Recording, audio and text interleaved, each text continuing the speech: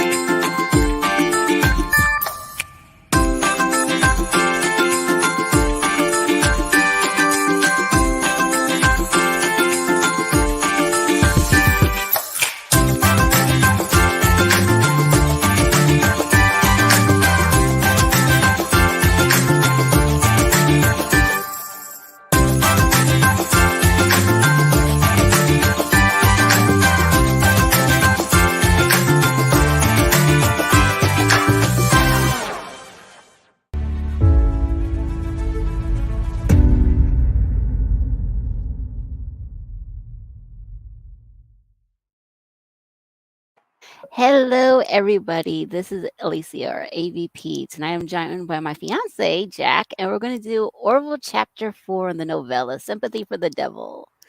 So, last episode, well, one of the last episodes, our beloved Otto got married to his beloved Annalise. And we will find out something special that will happen with Annalise and Otto in this one. But we're not going to spoil that one yet. Still no content on Orville characters yet. So we still have to deal with a couple problematic people in this one. Oh, hi, Rami. Okay, hi Rami. So yeah. So you ready? So oh my goodness, we have come a long, long way with this journey and the sympathy for the devil. So like I said, It's only the fourth chapter. I know. Hey Chloe. Hey, Chloe. Thank you for the background. Yeah, I found it. So the two backgrounds, the one that's behind me is actually one that's a virtual one. The other one behind that one is a background that I found on Google by Googling Orville backgrounds. And so, yeah, that's sort of like the background I'd use on my computers when I'm working. So, And this is just oh, the back of my porch. yes. And this is my Orville jacket and everything, which I wore today to work, which was kind of cool. But yeah, like I said, the Orville, we're still waiting on the word about season 4. We're still waiting on that one. So Hmm this is our way to track things around. But yeah, so this is a good way to tie in that. So like I said, this Orville novella, we're on chapter 4. There's the characters from the Orville series do appear in this, but like I've been saying, they don't show up until Like, chapter 6, it seems like. like halfway through the book. Right. There's like 14 chapters, and yeah, like Jack just said, they don't But in show the up. meantime, we get really, really deep into the Nazi stuff. You mean the minions? I mean, the minions. Yeah. So I'm going to be replacing some words. Yeah. Yes, we don't refer to Germany as Germany. That is now Hogwarts. hmm Voldemort is Hitler. hmm And so, yeah, we decided to switch things up a little bit. I mean, we practiced it when we did the reading. We decided, you know what, let's do a little something like changing the names around, basically. So, in certain words, I don't use. I'm not repeating that, Rami. Nope, nope, nope. the Austria painter.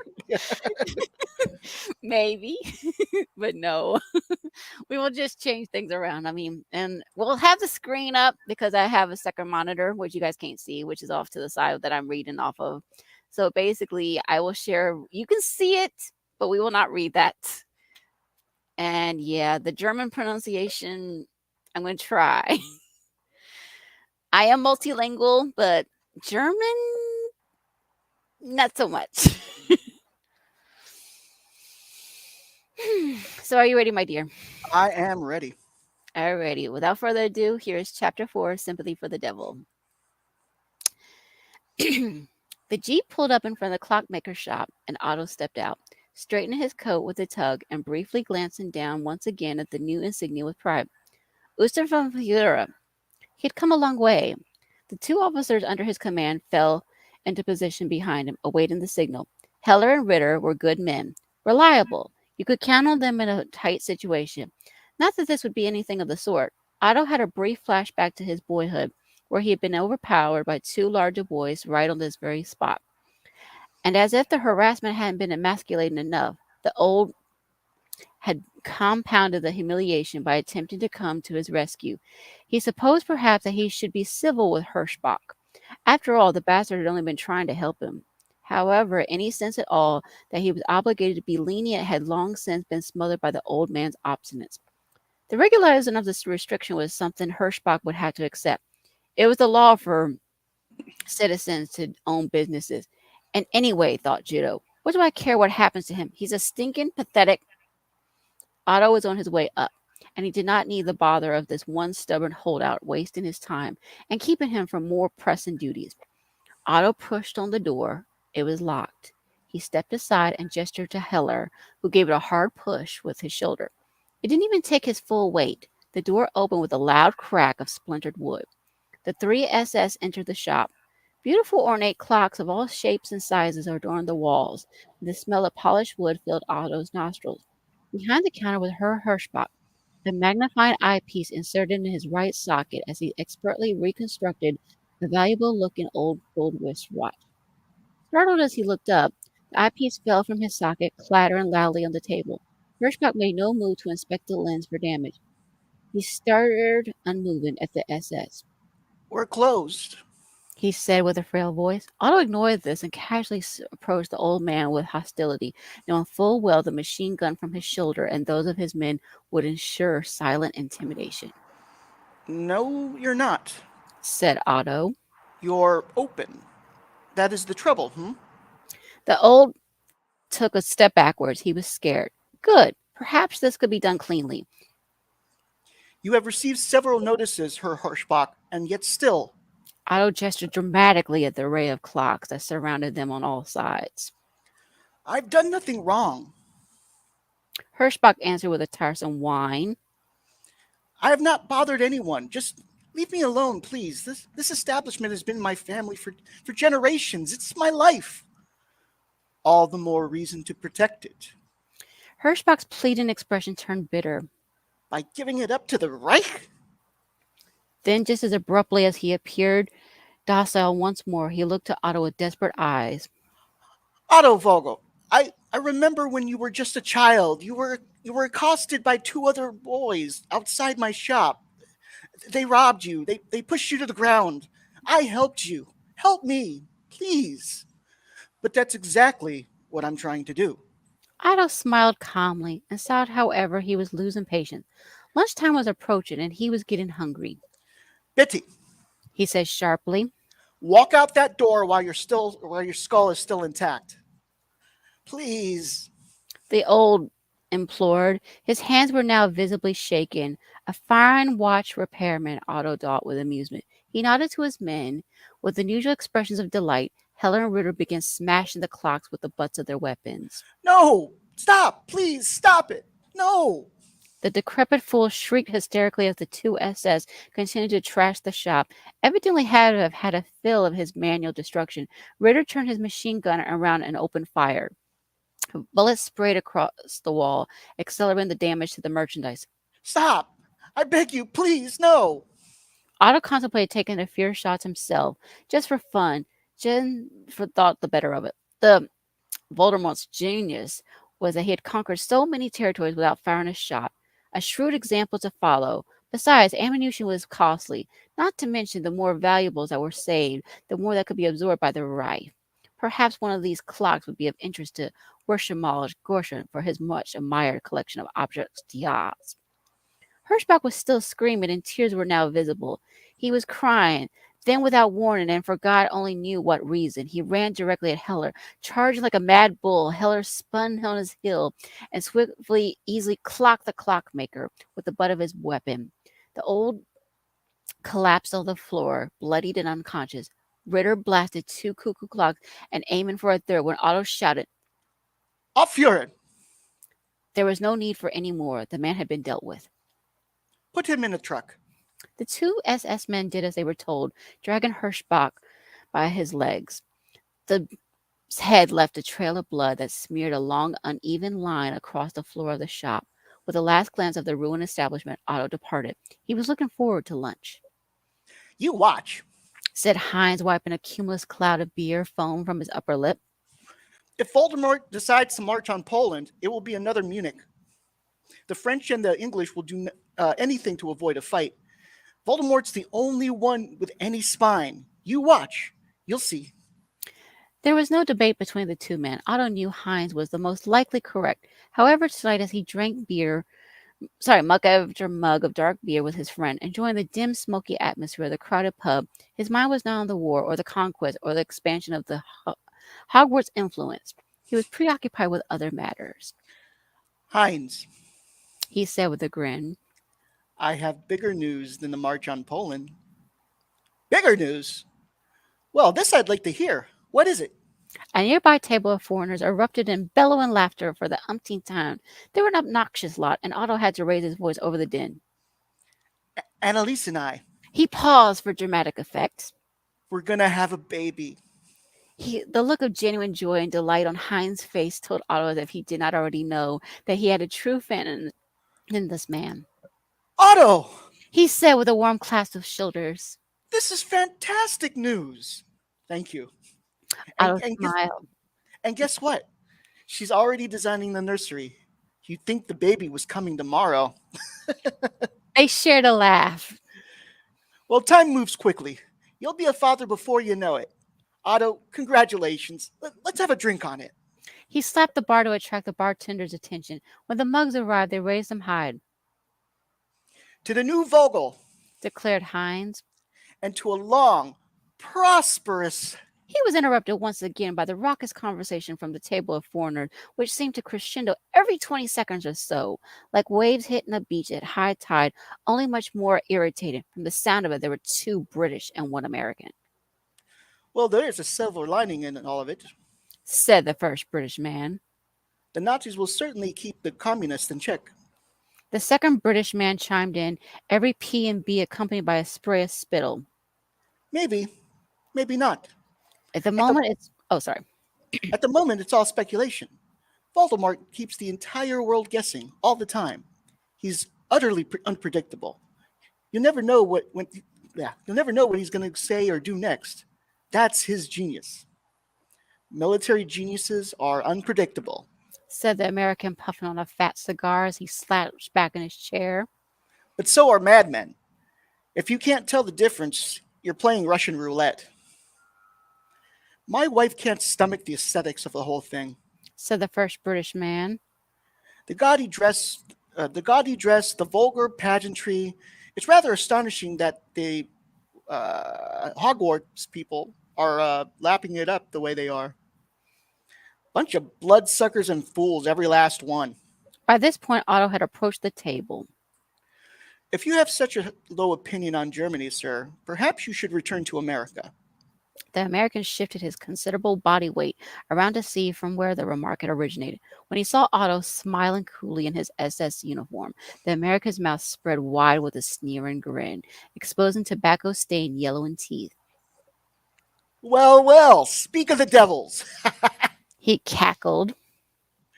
We got a live one here.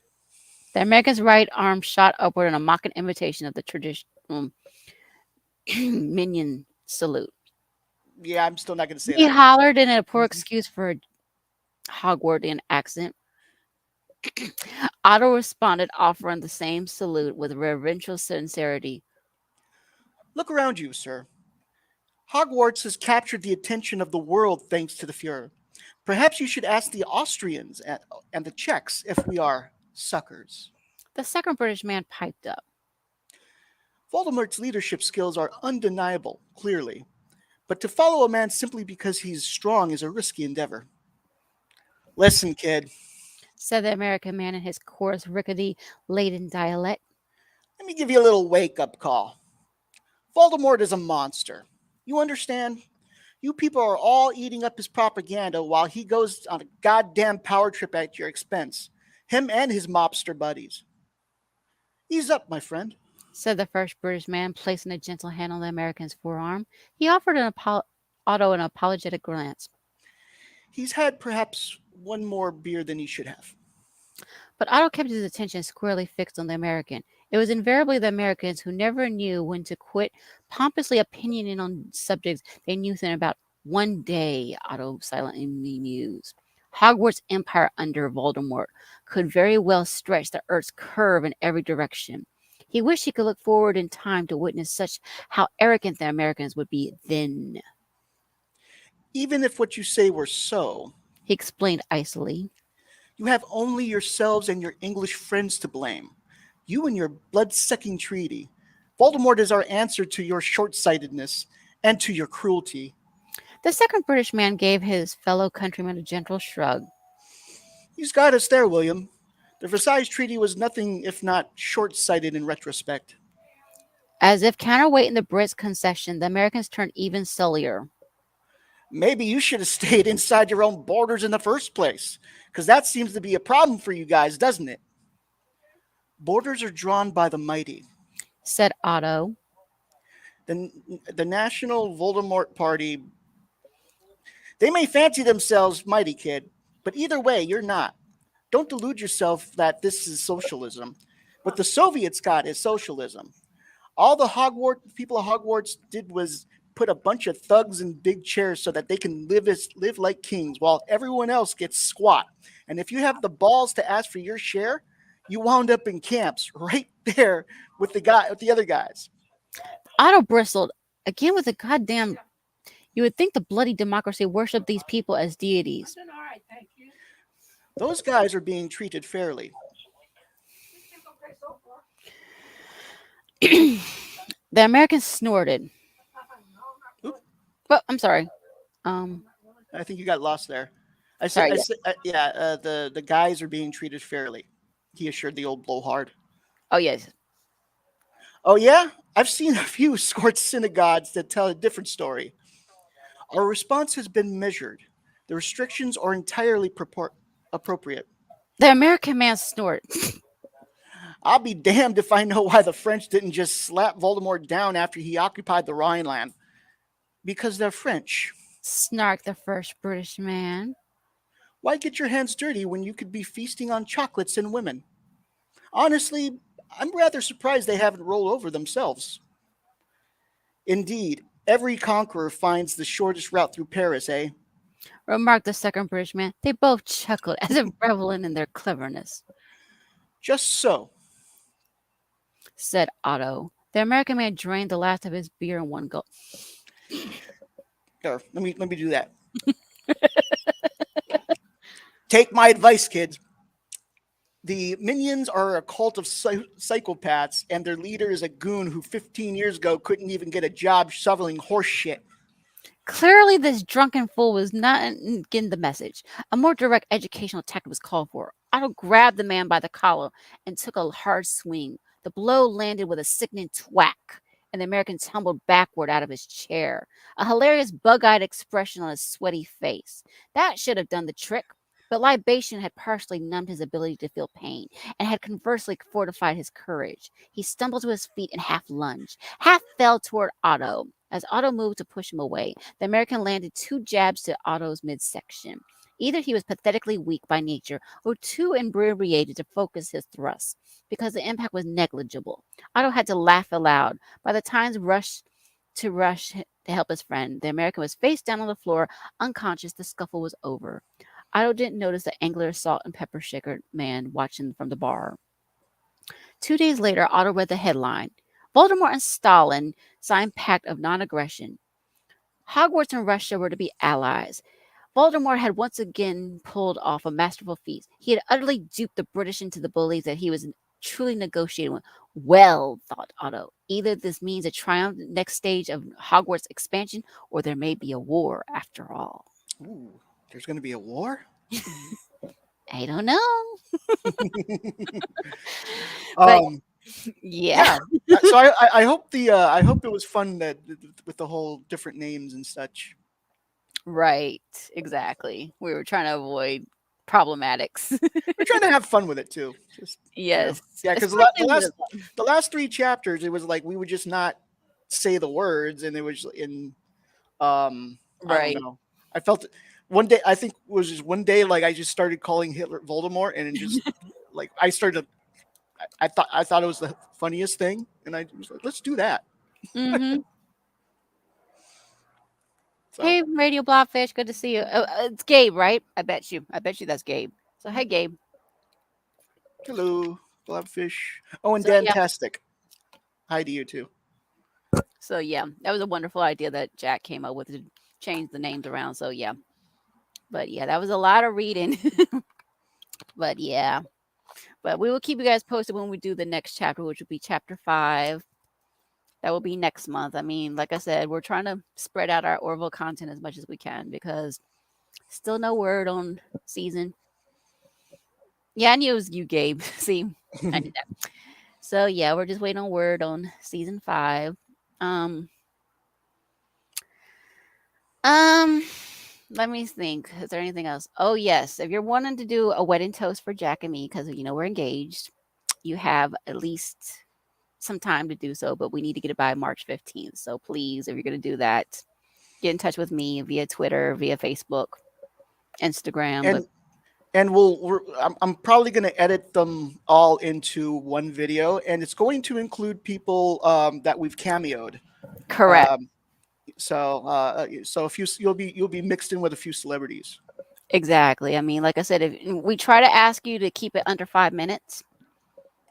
So yeah, message either one of Jack or myself. But like I said, we need to get those before March 15th. I mean, the wedding's not going to be until April, but we're trying to get that finished because we got a lot of details to work on. Me with working, Jack with working on other things too. So Yep, please, yep. we thanks, Gabe. So yeah, like I said, try to get it to us before March 15th, please. Um, yeah, I mean, that's the only mainstream that we're working on right now because right now with me working longer hours now that I'm working, even though I'm working from home, I have longer hours now. Thank you, Rami. Thanks. So yeah, anything else you want to add in, my dear? Redo the Orville. Yes, please. We need that. We definitely need another season, please, and some more comics. Mm-hmm. Yes, do some more comics too. That'd be nice. Yes. But yeah, yeah, that's gonna be the mainstream that you're gonna see on here lately. Like I said, it's gonna be just Orville novellas, basically. That's cool, Rami. Mm-hmm. But yeah.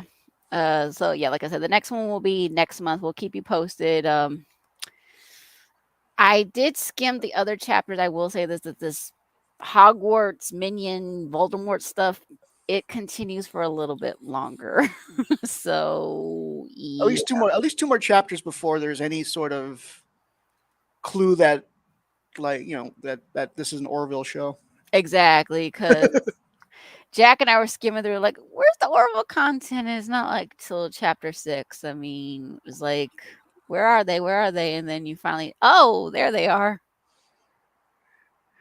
Yeah. But yeah, But so yeah, stick around and we'll eventually get to them. yes, please. I mean, like I said, hopefully we either get a word on season 4 or we'll just keep on reading the novella until we start doing watch parties again. Yeah. After that, like, yeah, I guess we'll just do watch parties. I mean, that's the only thing we can do, right? I mean, we need to spread out the Orville content any way we can, basically. But I Hmm. mean, check out the other Orville contents that are out there, like JP, PJ, Eric Moran. There's so many people out there. Just support them all because they're all awesome. Support Tom and all of them, but don't badger them to keep asking them when they're going to renew it because they don't know themselves. They're just Yeah, they know as much as we do at this point. Oh, and they're maybe a little more than we do, but you but know, yeah, but and the rumors that you're hearing out there from the giant freaking liar. That's what I'm going to call him, like Jack has called him. they there's no truth to that, honestly. I will say that. I well, mean, when you read the article, like there's, you know, he's working on other projects. That doesn't mean he's ditching the Orville. So the this idea that it was clickbait. It was clickbait right. because there's nowhere in that article does it say anything about the Orville. It's just the headline. Exactly. I mean, I'm going to say this, that these actors and creators are free to moonlight. So, in case you don't know what that means, let me break it down. It basically means you're working on many, many different projects all at the same time. Right. And so Seth MacFarlane is totally free to do that. He's working on Ted, he's working on Family Guy, he's working on Orville wrap up things such as this right now. Tom Constantino is working on the Ted series.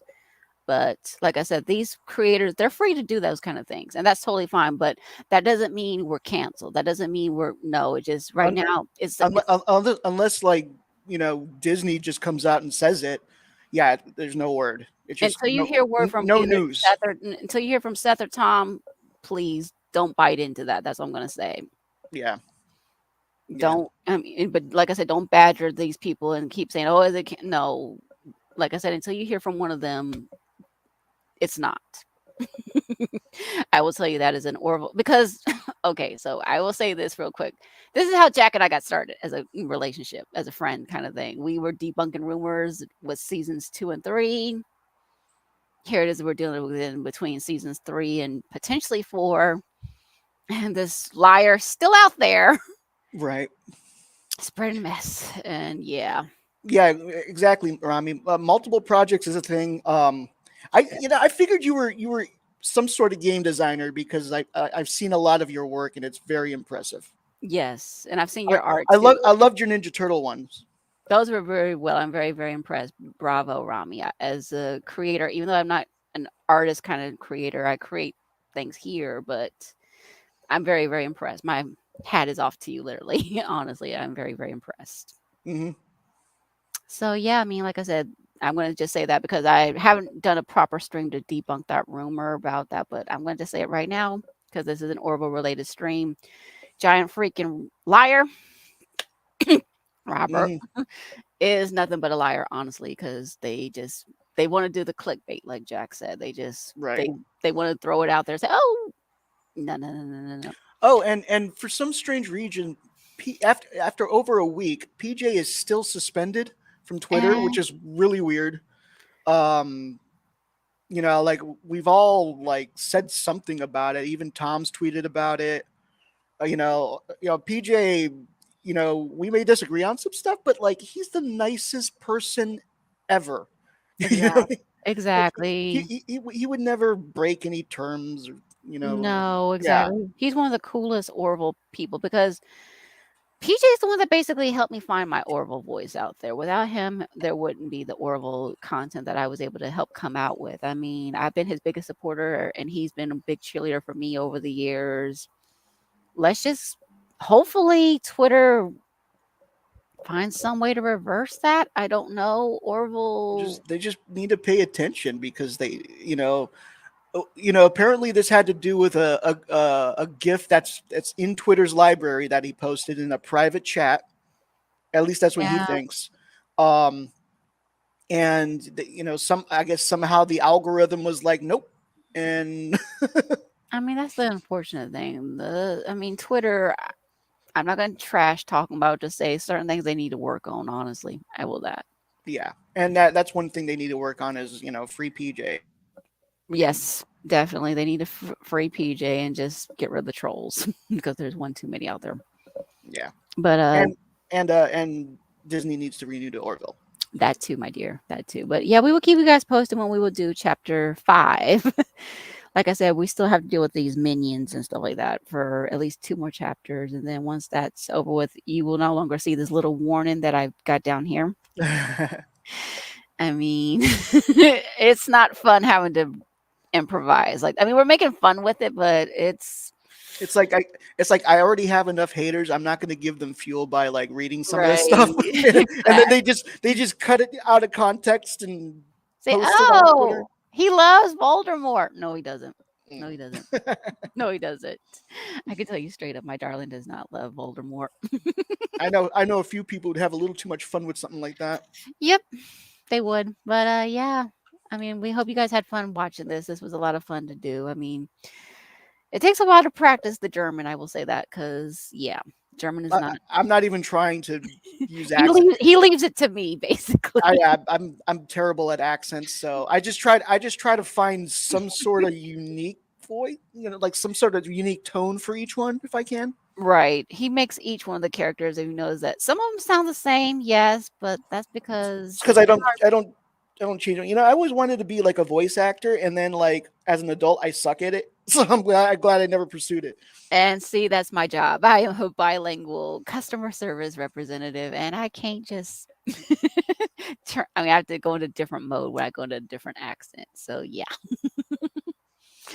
So that's basically what I get paid to do. So yeah, I can't just say, "Oh, I don't know an language." They'll be saying, "Excuse me, we hired you specifically for this." But yeah. So yeah, this was a lot of fun, guys. So thank you all. Rami, Gabe, Chloe, who else was in here? Dan, Fantastic. Yeah, thank you for coming. So hope you guys enjoy this. We will see you guys hopefully next month. But like I said, if you want to do any tributes, you have 1 month. I was less than a month, basically. But yeah. Alrighty. You guys have a good night. bye And bye. renew the Orville, please. Redo the Orville.